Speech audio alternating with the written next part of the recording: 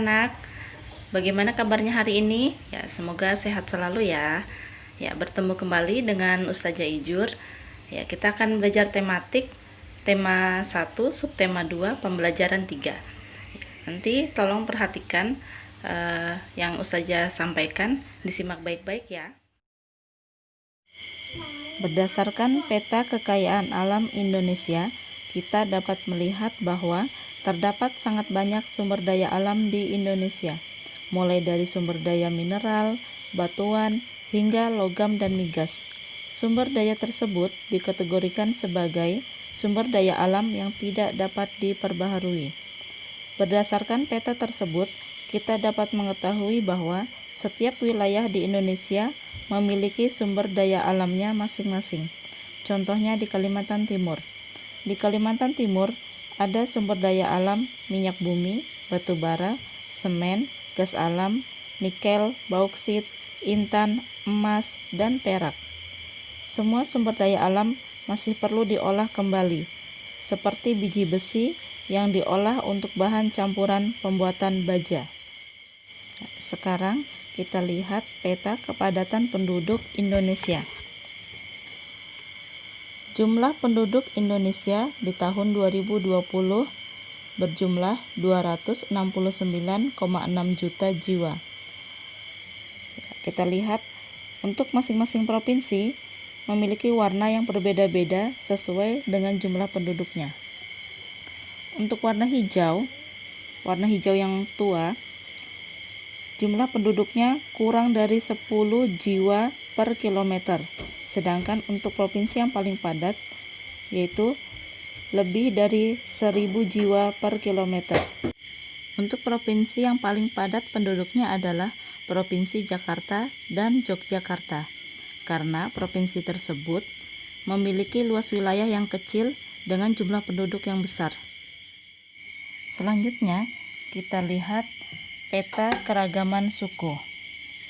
Terdapat lebih dari 300 suku bangsa di Indonesia, tepatnya 1340 suku bangsa menurut sensus BPS tahun 2010. Keanekaragaman budaya jangan dijadikan sebagai perbedaan, tetapi sebaiknya dijadikan sebagai kekayaan bangsa Indonesia. Bermacam-macam suku bangsa justru memperkaya bangsa Indonesia. Bermacam suku, mulai dari Provinsi Aceh hingga Papua, ada banyak sekali suku. Ada Jawa, Sunda, Madura, Dayak, dan lainnya. Setelah mendengarkan penjelasan tadi, kalian tentu bisa menyimpulkan tentang kekayaan alam, kepadatan penduduk, dan keragaman suku yang ada di Indonesia. Nah, sekarang kalian buat kesimpulan di halaman 98. Perhatikan tabel di halaman 101 tentang pengamalan nilai-nilai Pancasila. Di kolom sekolah adalah nilai-nilai yang berada di sekolah tentang sikap kepada teman, adab saat belajar, dan kegiatan yang ada di sekolah. Pada kolom rumah adalah nilai-nilai ibadah yang dilakukan di rumah, kegiatan atau adab sehari-hari yang kita lakukan di rumah, dan juga adab kita terhadap orang tua. Pada kolom masyarakat adalah adab kita terhadap tetangga dan lingkungan sekitar tempat tinggal kita, dan kegiatan yang biasa dilakukan di masyarakat, seperti ikut bergotong royong atau kerja bakti, dan ronda malam. Sudah paham dengan penjelasan tadi? Ya, sekarang waktunya mengevaluasi diri kita masing-masing. Dari nilai-nilai yang ada pada kolom sekolah, rumah, dan masyarakat, kira-kira mana yang kalian amalkan dan mana yang belum atau perlu kalian perbaiki, agar nantinya bisa kalian lakukan. Itu kalian tulis di kolom halaman 103. Masing-masing kalian tuliskan 3 nomor saja. Teks percakapan termasuk teks lisan. Bagaimana cara menentukan ide pokok pada teks percakapan? Berikut hal-hal yang perlu diperhatikan dalam menentukan ide pokok pada teks percakapan. 1. Mendengarkan atau membaca teks secara keseluruhan. 2. Mencatat informasi penting yang berisi permasalahan atau peristiwa yang terjadi dalam teks. 3. Menentukan topik teks percakapan. 4.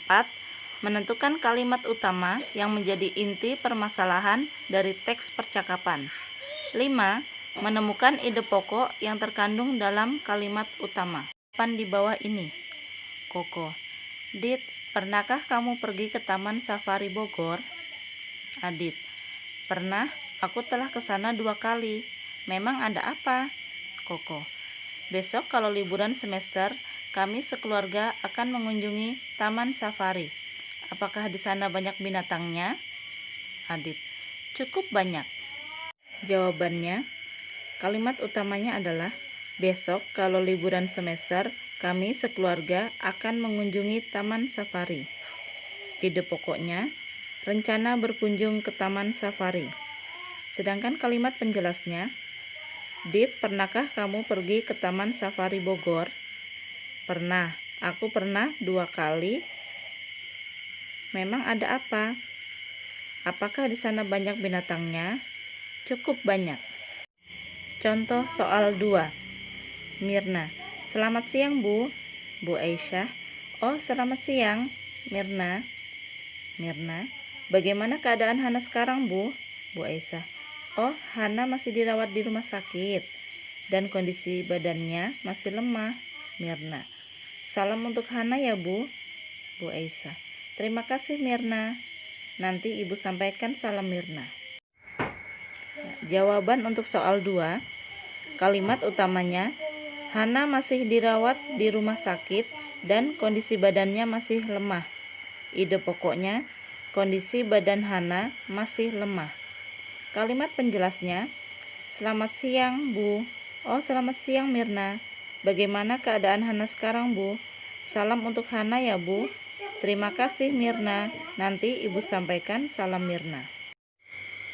Dalam sebuah percakapan biasanya terdapat informasi penting yang didapat. Penjelasan-penjelasan yang disampaikan oleh tokoh dalam percakapan tersebut. Misalnya, waktu kegiatan, tempat, manfaat, alamat, kapan dilaksanakan, dan seterusnya. Sekarang, coba kalian latihan di halaman 105. Mencari ide pokok dari percakapan Salman dan Pak Lurah. Lalu, informasi apa yang kalian temukan? Kerjakan di buku paket ya. Selamat mengerjakan. Wassalamualaikum warahmatullahi wabarakatuh.